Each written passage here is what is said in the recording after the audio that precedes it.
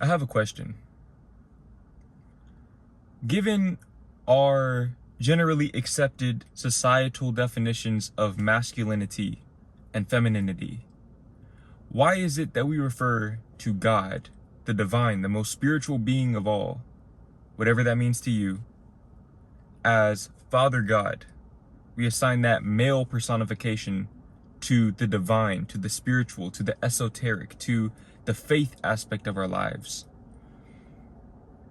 And yet we refer to Earth as Mother Earth. Why is that?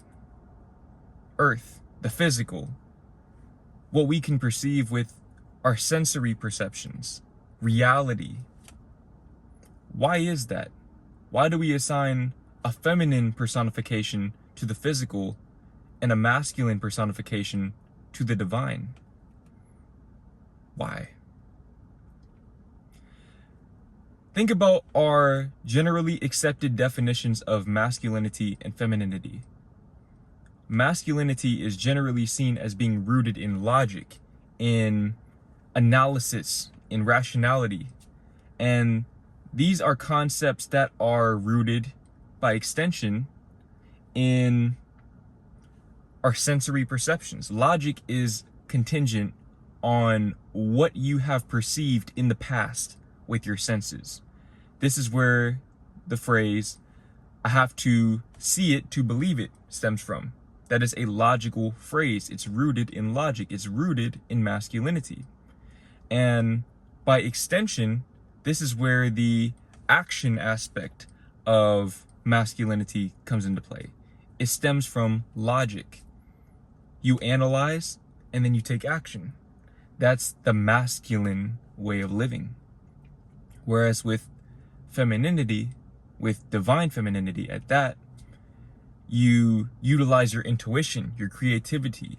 You live in the flow state. You choose flow over structure. And yet we assign this male personification to the feminine and a female personification to the masculine. Why? Here's the thing about being a man. Being a man, in my opinion, and everyone's going to have their own subjective definition of manhood, but to me, being a man and living in your masculinity is taking accountability for your own life. This is why I no longer proclaim myself as a leader, because I don't believe that this world needs leaders. I believe that this world needs teachers, and I believe that we're all teachers in our own unique ways. And we're all here to teach each other because we all have unique perspectives. This is why people travel.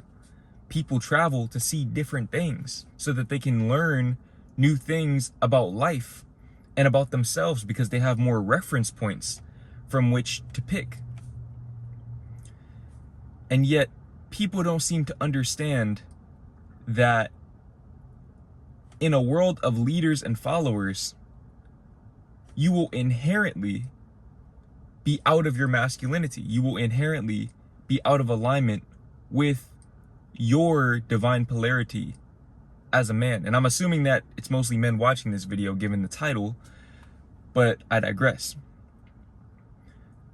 I feel like a lot of men have the notion of masculinity backwards, in the sense that they're operating from a space of purely logical thinking. And that is what is keeping them stagnant in this life. That is why they have to resort to following other people, to seeking other people's counsel. And that's not to say that you shouldn't seek counsel, you shouldn't seek information or wisdom, but there comes a point in time when you have to start relying upon your own discernment. And discernment is sourced from the intuition. Your intuition stems from your third eye. That is from the divine. The divine doesn't see through your physical eyes. The divine sees through that third eye. This is why we have intuition. This is why we have intuition. This book right here, this book, by the time you guys are watching this video, this book may or may not already be out, but that book was entirely intuitive. It was 99% intuitive, 1% logical. The 1% of logic was me taking the action to actually write it. But as far as the flow of information, having that divine spark of wisdom, that was intuitive. And that was me following my own intuition. That was me leading myself. Like I said, this world does not need more leaders and more followers. What it needs is more teachers. People who can teach each other how to lead themselves. You see, a lot of you guys, a lot of my younger supporters especially, even if just subconsciously, look to people like me, look to people like Hamza, look to people like JT and Cole Hastings and everyone else that you could possibly think of. You look to us as leaders. We can't lead you down your own path. We can't lead you down your own path. We can only show you how we lead ourselves down our paths. And that's the biggest paradigm shift that a lot of you guys may ever have in your entire lives. It's the understanding that you have to walk your own unique path and nobody can lead you down that path except for the divine. Hence, why we refer to God as Father God, while we assign that male personification, that leader role to the divine, as opposed to the earth. We don't talk about Father Earth. We talk about Mother Earth and Father God. Now, obviously, this is all semantics, but you guys need to understand that the entire structure of our communication system is based on semantics.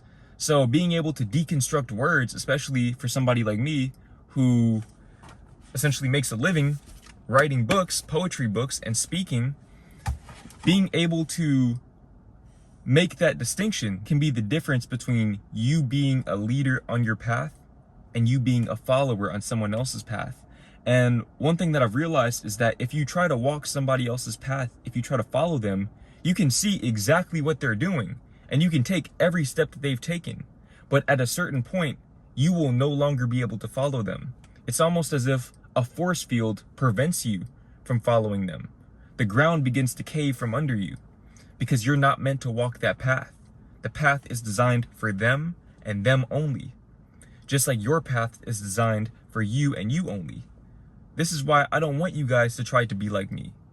You shouldn't try to be like me. Not because I'm a person who makes mistakes. I mean, that's a part of it, of course. I always tell you guys, don't go and lease a BMW like I did and end up having to spend all of that money like I did. But just from a general sense of how you structure your life, don't try to be like me. Don't try to be like anyone. Having a mentor can be a good thing in the sense that you can see how I walk my own path, and you can take note of that as you walk your own path. Maybe the courage and resilience that I have, my willingness to take these leaps of faith. But the reason why I'm so audacious and why I have so much temerity when it comes to taking these leaps of faith, I'm gonna let you guys in on a little secret, is because I'm not betting on myself. I'm betting on God. And when I say God, I always say this, but I feel like I need to make this distinction. God can mean a lot of different things to a lot of different people, but we all inherently know what God is and who God is to us, because we all have our own unique paths. We are not all here to serve the same religion. We are not all here to share the same beliefs. And yet, at the deepest level, we do, because we all exist. Our existence in and of itself is a belief. Everything outside of yourself is perception-based. Hence, us having these societal stigmas about masculinity and femininity. Ideally, you want to learn to merge the two together. You have to learn to merge the two together if you want to walk your own path. If you don't want to be a follower, which, like I said, you really can't be a follower and expect to make any significant progress in your life, and that's not to say that you can't achieve material success, but you'll never achieve internal success, the feeling of being fulfilled within yourself. You can never expect to feel fulfilled within yourself if you're out of alignment with your authenticity. But that starts with understanding what it means to lead yourself, what it means to be a leader on your own path. And the only way for you to do that is to be in communion with the divine, whatever the divine is for you. But like I said, we often assign that masculine personification to the divine. And I don't think that's by accident. I don't. You could talk about maybe some of the agendas of people at that time, the people who wrote these texts, but to say that these texts were written from different parts of the world and these commonalities remain consistent through the vast majority of the major religions, I don't think that's a coincidence, personally. I don't think that's a coincidence. We are here as men to expand. Like I said, that starts with taking accountability for your own life, being a leader. But where are we going? What path are we being led down by the divine? What path are we leading ourselves down, rather? It's the path of expansion. We are here to expand. We are here to expand. We all have that innate desire to expand in some way, shape, or form. For some people, they want to expand through materialism. Other people, they want to expand through reproduction, through the spreading of their DNA and leaving a legacy that will live on beyond their physical lives. Everyone wants to expand, nevertheless. We all have that innate desire, that innate tendency to lean toward expansion. But in order to do that, you have to be in touch with your divinity. This is what it means to be a man. You cannot be a man, be the best version of yourself, and live solely based on logic and analysis and rationality. You just can't. Or you'll just walk in circles for your entire life. And if that's what you want to do, I'm not here to tell you that you can't or shouldn't do that. But you clicked on this video because you wanted to hear my insight. Like I said, I'm not here to lead you down your own path because I can't. Only the divine can do that. But first, you have to be in communion with the divine. You have to have a relationship with the divine. You have to surrender to the divine. A lot of you guys, you're so preoccupied with your logical way of thinking and the things that you've already seen before that you've completely shut out your intuition. For example, I was completely adamant. You can ask anybody that knows me in real life. I was 100% adamant about being a full-time YouTuber. And for the time that I was a full-time YouTuber, it served me. It served me in a lot of different ways. Spiritually, mentally, emotionally, even physically. But ultimately, when my YouTube channel began to slow down, when the momentum began to slow down, my logical mind began to panic because it felt like it was losing control. It felt like it was losing its power. But power is illusory. You can't have power over others if you don't have power over yourself. If you don't have personal freedom, how can you ever have power over anyone else? And that should never be the goal anyways. Because the only reason why you'd ever want power over other people is because you lack power over yourself. And I know a lot of you guys, you may think that if you don't seek power over others, then you become susceptible to other people who are maybe seeking power over you. But that's not true.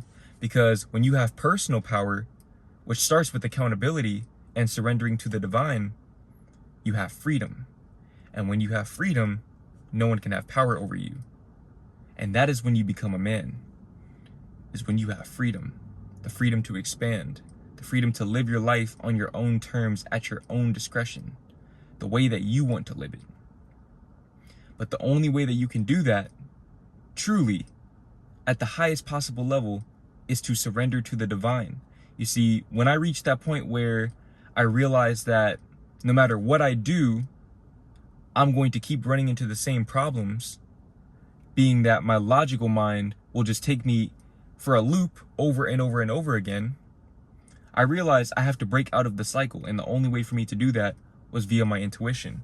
Lo and behold, a book. 2 books, actually. This is my second book that I'm publishing in the calendar year of 2022. And I'm already, little fun fact, I'm already 80 poems into my next poetry book. That's another thing. Some men, they wouldn't do that. There was a point in time when I was afraid to share my poetry because I felt like that was feminine. Subconsciously, I felt like that was feminine. I felt like it was feminine to express my artistic side, my emotional side, my spiritual side. That fear right there that fear is an extension of the follower mentality that I once had. And when you possess that follower mentality, you will always live in fear, and you will never be able to take accountability for your own life. You'll never be able to live the life that you came here to live and fulfill your destiny, fulfill your divine purpose. Imagine allowing fear, the fear of what other men will think of you, to prevent you from following your purpose. Does that sound masculine to you?